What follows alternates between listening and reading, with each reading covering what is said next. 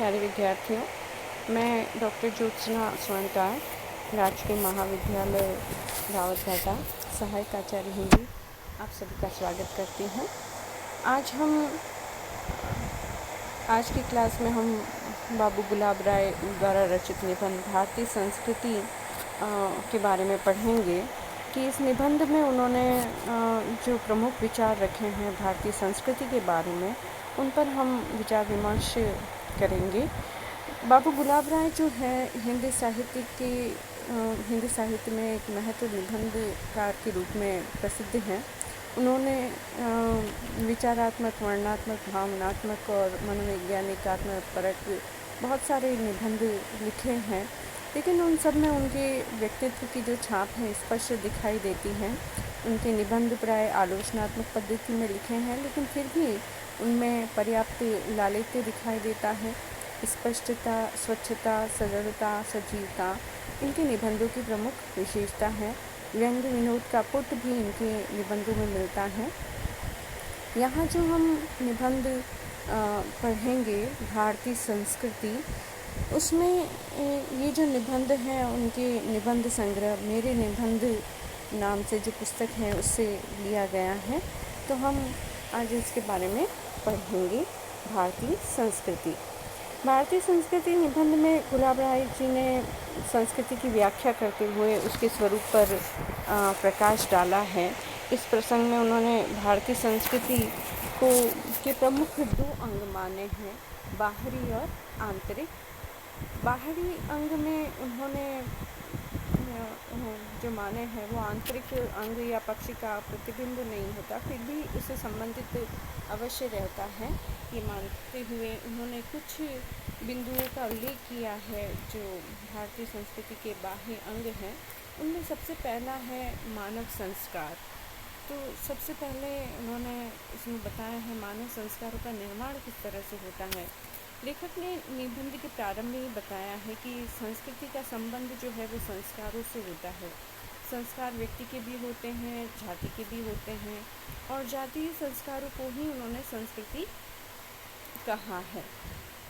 इसकी ये विशेषता है कि जिस देश की जलवायु के अनुरूप जो रहन सहन होता है, जो विचार परंपराएं होते हैं, जो वहाँ के लोग अपनाते हैं, वे ही कम ज़्यादा मात्रा में लोगों के संस्कार बन जाते हैं, और ये कालांतर में संस्कार ही संस्कृति का रूप लेती हुई भावी पीढ़ियों तक चलती रहती है, और इस प्रकार संस्कारों से ही संस्कृति का निर्माण होता है। भारतीय संस्कृति की ये विशेषता हमारे सामाजिक जीवन में परिलक्षित होती है।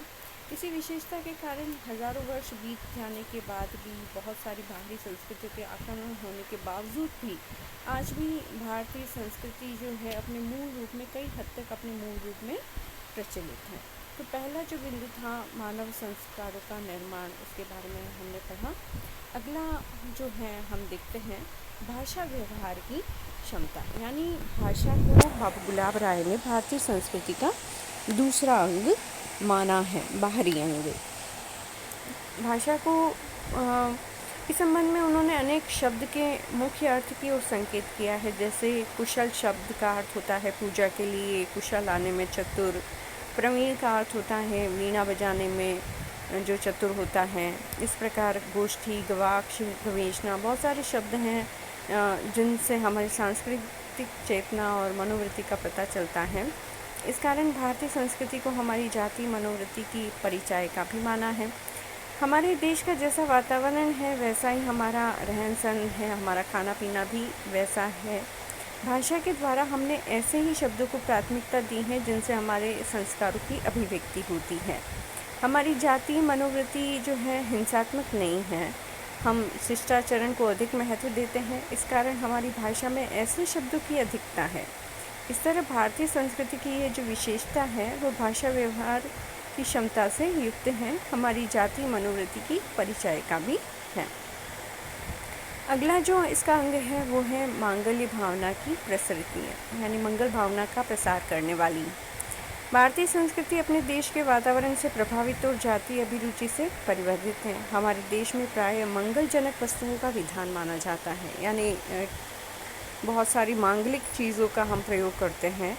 जैसे फूलों में कमल को अधिक महत्व दिया जाता है क्योंकि वह शारीरिक सौंदर्य, प्रसन्नता और जीवन विकास का प्रतीक है। इसी प्रकार हमारे देश में आम, केला, दुर्वादल, नारियल, श्रीफल आदि को मांगलिक कार्यों में हम प्रमुख स्थान देते हैं। पीपल की पूजा करते हैं, हिमालय पर्वत को, गंगा यमुना नदियों को, बसंत ऋतु को हम मंगलमय मानते हैं।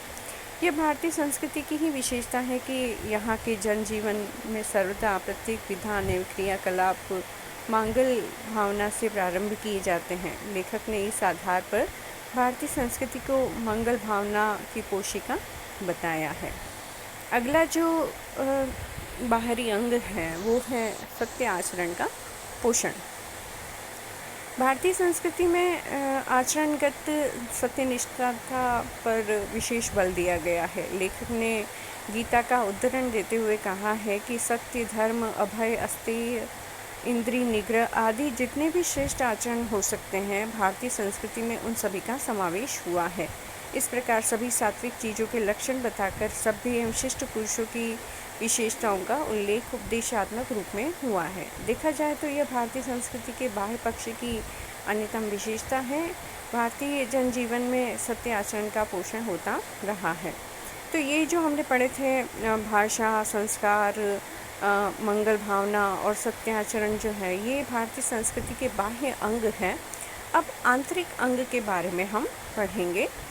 बाबू गुलाब राय ने भारतीय संस्कृति के आंतरिक अंग पर प्रकाश डालते हुए कहा है कि इनके द्वारा मानसिक और आध्यात्मिक चेतना पर विशेष बल दिया जाता है। धर्म ग्रंथ अथवा स्मृतियों में श्रेष्ठ पुरुषों के अनेक लक्षण बताए गए हैं। रामायण, महाभारत आदि ग्रंथ में भारतीय संस्कृति के विविध अंगों का समावेश हुआ है। विविध आदर्शों की स्थापना हुई है। इस तरह भारतीय संस्कृति में सामाजिक कल्याण की भावना की ओर अधिक ध्यान दिया गया है। तो भारतीय संस्कृति की विशेषता के परिचय के रूप में मुख्य रूप से 5 अंग जो हैं वो इस प्रकार बताए हैं। उनमें पहला जो है वो है आध्यात्मिकता। इसके अंतर्गत शरीर को नश्वर मानकर परलोक, सत्य, अहिंसा, तप आदि आध्यात्मिक मूल्यों को अधिक महत्व दिया है। साथ ही पुनर्जन्म, आवागमन की भावना और ईश्वरीय न्याय में विश्वास करना आदि बातें निहित हैं। भारतीय संस्कृति तपोवन की संस्कृति रही है, जिसमें अत्यधिक विस्तार के कारण वातावरण में आत्मा का संकुचित रूप नहीं रह जाता। इस कारण यहाँ आत्मा का सर्वव्यापक रूप माना गया है। सभी प्राणियों को समान समझा जाता है। फलस्वरूप भारतीय संस्कृति में चींटी से लेकर हाथी तक में एक ही आत्मा का विस्तार देखा गया है। सर्वे भवन्तु सुखिन की भावना का प्रसार भी इसी आध्यात्मिकता के कारण माना जाता है। दूसरा जो आंतरिक अंग है वो है वर्णाश्रम विभाग। भारतीय संस्कृति के आंतरिक विशेषता में वर्णाश्रम व्यवस्था है। इस संबंध में लेखक का कथन है कि हमारी संस्कृति में कार्य विभाजन को बड़ा महत्व दिया गया। समाज को 4 भागों में बांटा गया और मानव जीवन को भी। ब्राह्मण, क्षत्रिय, वैश्य और शूद्र, ये 4 वर्ण समाज के 4 कार्यकारी वर्ग हैं। इस प्रकार 4 अवस्थाएं मानी हैं जीवन की: ब्रह्मचर्य, गृहस्थ, वानप्रस्थ और संन्यास। इन आश्रम के रूप में विभक्त हैं। इन चारों वर्णों और चारों आश्रमों के विभाजन से व्यक्ति जो है अपने जीवन को व्यतीत करता है। इस संबंध में लेखक ने समकालीन स्थिति पर आक्षेप भी किया है कि आज हमारे देश में वर्णाश्रम विभाग एक रूढ़िगत अधिकार बन गया है। लोग गलत तरीके से अपने कार्य को बांटते हैं। वर्ण व्यवस्था जो है वो कर्म की अपेक्षा जन्म और जाति के आधार पर रह गई है, लेकिन प्राचीन काल में ऐसा नहीं था। इसमें प्राचीन काल में विभाजन जो होता था वो संगठन आदर्श भावनाओं से परिपूर्ण था। उस समय विभाजन कार्य के आधार पर होता था, लेकिन अब जन्म से आधार पर होने लगा है, जो गलत है। तीसरा जो आंतरिक अंग है वो है समन्वय बुद्धि। भारतीय संस्कृति की इस विशेषता को लक्ष्य कर बाबू गुलाब राय का कथन है कि आत्मा की एकता के आधार पर हमारे यहाँ अनेकता में एकता देखी जाती है। इसी से मिलती जुलती समन्वय भावना है। इस समयात्मक बुद्धि या विचारधारा के कारण यहाँ सभी वस्तुओं में सत्य के दर्शन किए जाते हैं। फलस्वरूप हमारी धार्मिक भावना अत्यधिक उदार बन गई है। एक प्रकार से भारतीयों का धर्म अविरोधी धर्म है। गोस्वामी तुलसीदास ऐसे महात्मा थे जो भारतीय संस्कृति के प्रतिनिधि कहे जाते थे। उन्होंने अपनी रचनाओं में समन्वय बुद्धि का परिचय दिया था। इसी कारण उन्होंने शैव, वैष्णव, ज्ञान, भक्ति, अद्वैत, विशिष्ट द्वैत आदि का समन्वय दर्शाया। लेखक कहता है कि आधुनिक कवियों में प्रसाद जी ने कामायनी में ज्ञान, इच्छा और क्रिया का समन्वय किया है। मानव कल्याण में ज्ञान, इच्छा, क्रिया का पार्थक्य बाधक होता है। कहने का अभिप्राय यह है कि भारतीय संस्कृति जो है वो अनेकता में एकता जैसे विचार पर बल देती है। यानी कई सारे जातियाँ, कई सारे धर्म होने के बावजूद भी भारतीय संस्कृति जो है वो एक अटूट बंधन में बंधी हुई है। अगला जो अंग है, आंतरिक अंग, वो है अहिंसा, करुणा, मैत्री और विनय। बाबू गुलाब राय ने भारतीय संस्कृति के इन 4 गुणों में मूल रूप से अहिंसा की भावना मानी है। इनमें से करुणा, मैत्री, विनय, अहिंसा व्रत के पालन में सहायक होते हैं। हिंसा केवल प्राणी का वध करने में ही नहीं होता, बल्कि दूसरों का हिस्सा हड़पना, दूसरों का हृदय दुखाना भी हिंसा मानी गई है। इसलिए हमारे यहाँ सत्यम ब्रूयात के स्थान पर प्रियम ब्रूयात का पाठ पढ़ाया जाता है। प्रायः हम जब छोटे के प्रति सदाशयता रखते हैं तो करुणा उत्पन्न होती है। बराबर वालों के प्रति मित्रता और बड़ों के प्रति विनय का व्यवहार करना शिष्ट आचरण माना जाता है। हमारे स्मृति ग्रंथों, नीति ग्रंथों में भी इन्हीं बातों की शिक्षा दी गई है जो भारतीय संस्कृति के महत्व को व्यक्त करती है। दूसरा अगला जो अंग है 5वां, वो है प्रकृति प्रेम। इस संबंध में लेखक ने कहा है कि भारतवर्ष पर प्रकृति की विशेष कृपा रही है। यहाँ सभी ऋतुएं अपने समय पर आती हैं, पर्याप्त काल तक ठहरती हैं। ऋतुएं अपने अनुकूल फल फूलों का सृजन करती हैं। प्रकृति प्रेम के कारण ही यहाँ लोग पत्तों में खाना पसंद करते हैं। वस्तुतः ऋतुओं की कृपा से भारत में धूप, वर्षा, सर्दी आदि का वातावरण परिवर्तित होता रहता है। धरती सस्य श्यामल हो जाती है। प्रकृति से अपनत्व के कारण यहाँ हिमालय को उत्तर दिशा का रक्षक और देश का शुभ्र भाल माना गया है। गंगा, यमुना नदियों को मोक्षदायिनी समझा जाता है। पेड़ पौधों में चेतनता मानकर उन्हें पानी देना या उनकी सिंचाई करना धार्मिक कार्य माना जाता है। सूर्य और चंद्रमा का नित्य और नैमित्तिक कार्यों में स्मरण अर्चन भी शुभ माना जाता है। तो ये जो हमने आज देखे हैं, ये सारे भारतीय संस्कृति के आंतरिक और बाहरी अंग के बारे में हमने चर्चा की है, जो भारतीय संस्कृति नामक निबंध में बाबू गुलाब राय ने अपने विचारों के रूप में प्रस्तुत किया है। उम्मीद है आपको ये निबंध के प्रमुख विचार समझ में आए होंगे। धन्यवाद।